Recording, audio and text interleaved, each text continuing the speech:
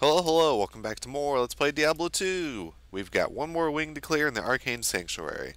Let's get it done, and then we'll be on the home stretch of going through the Canyon of the Magi, which we found last time. Well, I accidentally hit the wrong button. I hit my record button when I went to go hit a potion. So anyway, I was saying that there are a lot of guys right here. Let's keep them running. Now, this wing is just like the other ones, so we'll get through it as quickly as we can. But we want to definitely make sure we are ready for the act end. It's not too bad since you can, I know what's going to be happening. But the act end boss is rather strong, actually. So I'm going to have to be really careful.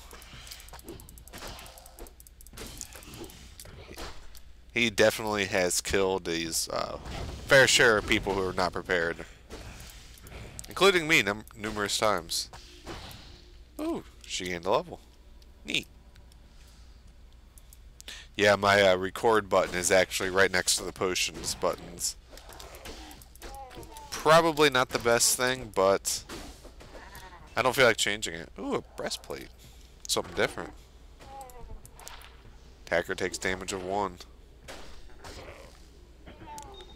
10% fast. You know what? I'm gonna put the breastplate on. The faster hit recovery is like the faster cast speed and faster attack speed. You have to reach certain percentages before you actually get any benefit out of it. And I don't have those off the top of my head. They are really good, don't get me wrong. But it's one of those, you could have 30% faster cast rate and you're not actually getting any benefit out of it. Because you technically need like 40 to reduce the frames that you're casting from. Which is kind of unfortunate, but I think it's just because of how the game was, designed. Nothing they could really do.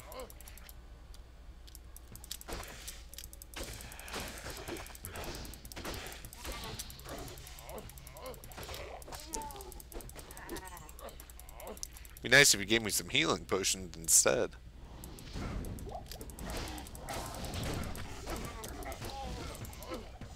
There we go.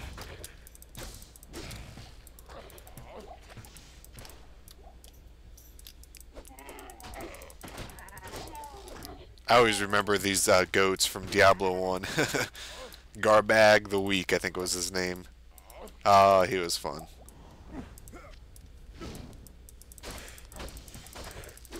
Of course, he was a jerk too. He was a random quest that you could run into, and he would complain to you about not hurting or killing him. He'd be like, "No hurt, no kill," and then you would do a couple things for him, and he'd give you items. But then for some reason he'd be like, "Nope, this last item's too good for you," and then he would attack you, and then you would kill him and take it anyway. Oh, anyway, we found the treasure trove really quick. Anything good? I hear a ring. I see healing potions.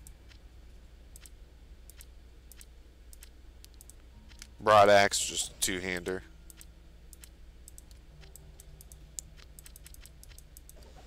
Woo! A rare amulet. Let's get rid of that crappy amulet we found last time. Please be decent. Oh wow, that's actually not terrible. I mean, for this level, it's got dexterity, which is really good. Replenish life +4, so we'll get, I don't remember exactly how that works. But we got cold and poison. Cold is good, poison is eh. Magic damage is good. And then 11% damage we take goes to mana. Not too bad, because I'm taking a lot of damage. Half freeze duration. Yeah, that's nice, but... Ring, 20... Don't even need to worry about that one. Sweet. Not a bad amulet. Certainly could have been a lot worse. And helps that out a little bit. Let's make our way back. We'll head back to the waypoint, then we'll... Oh man, my weapon's starting to go. And I don't have any backup. That's a lot of guys. I guess I should Guess I should be on the lookout, huh? Did I just hit my record button again?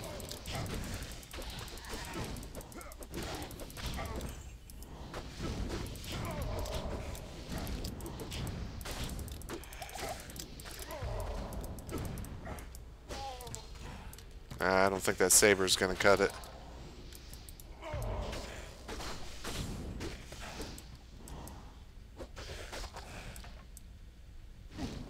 Okay, let me see if I hit my record button again.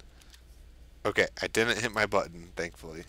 That would have been really bad if I would have done that twice in one episode.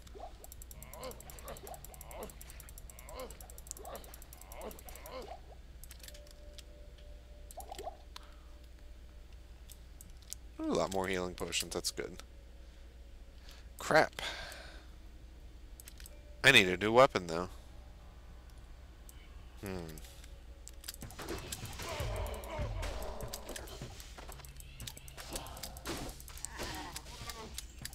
Now I'm kind of regretting dropping my axe. Well, if I actually need to, I could always use this staff. Better than nothing, I guess. Actually, that's some people have done something similar to that. In Act 3, you have to combine and make a flail, and you can actually, it's actually not a bad weapon. Ooh, breastplate. 3 to life. Yeah, whatever, that's both crap.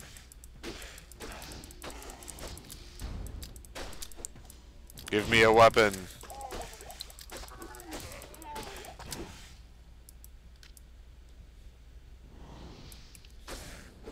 I really hope I don't have to go punching these guys or using my staff. Well, if it comes to it, I guess I'll have no choice. It would be nice to find a weapon that had repairs durability mod on it.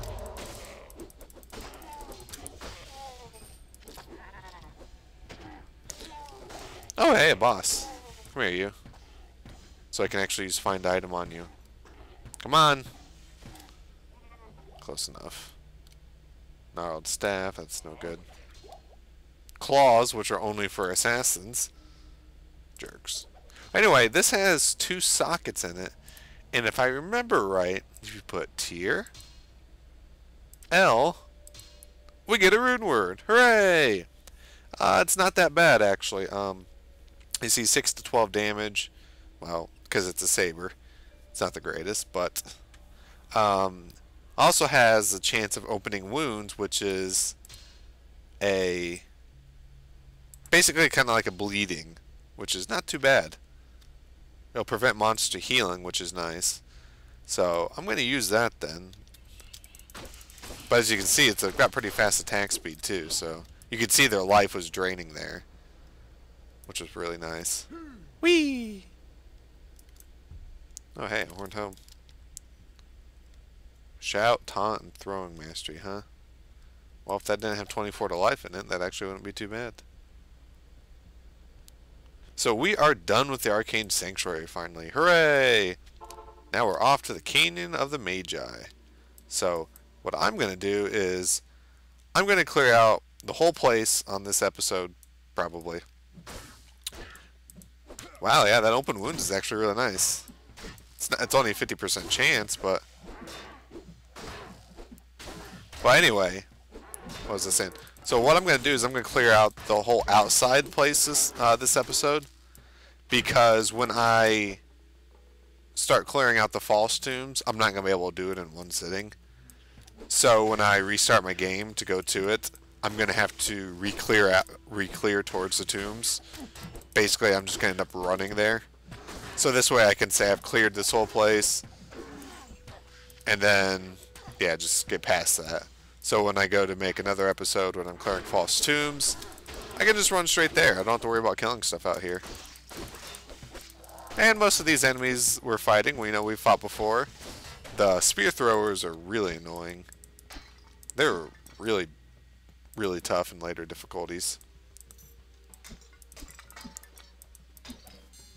Ooh, a jewel. I think this is the first one we found.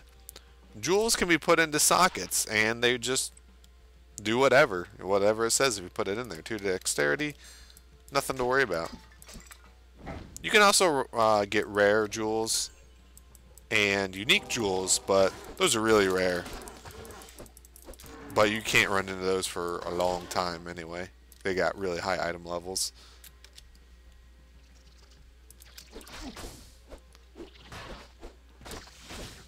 You know, this sword's probably not going to last me this whole rest of this act, too. I can't repair it. Oh well. I still have a tier rune, so I just need to get another L rune, and maybe I can make one. Make another one. Yeah, these crushers aren't anything to really worry about.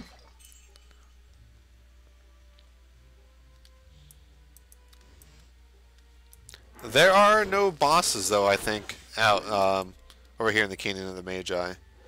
At least not normal. Maybe in higher difficulties, but pretty sure that there's none outside. I'll watch I run right into one right here. That'll prove me wrong.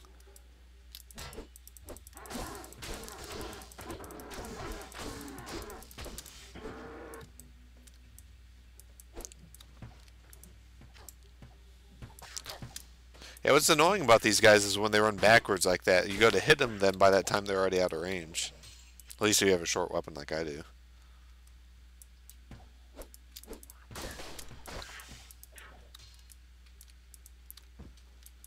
Grand Scepter? Did we get one of those yet? No, excuse me, we have.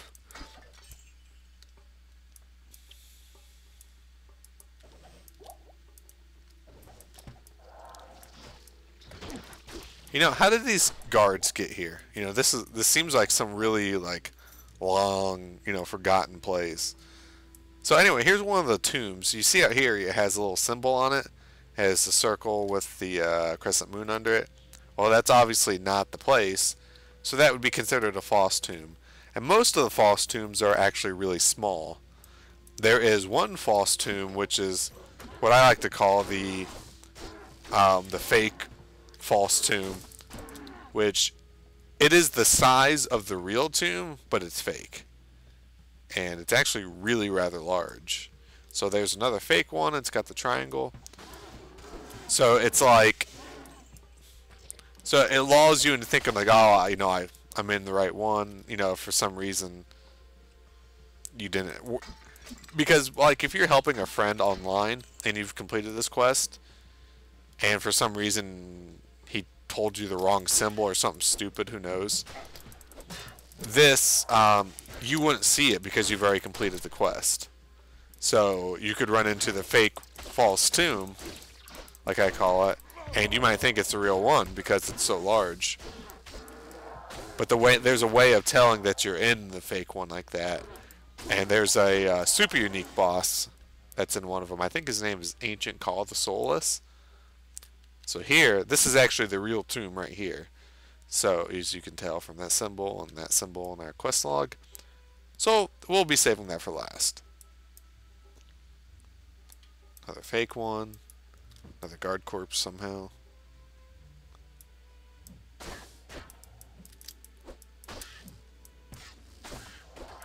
Whee!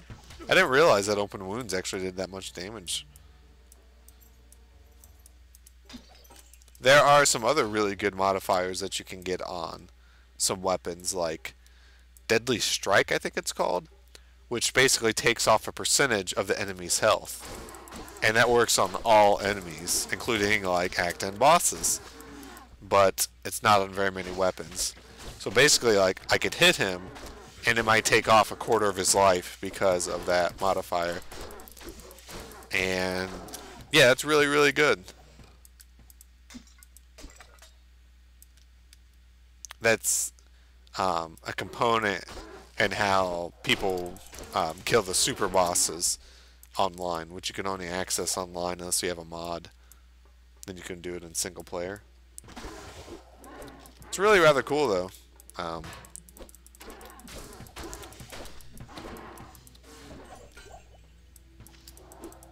Did I just pick up something? No, I didn't.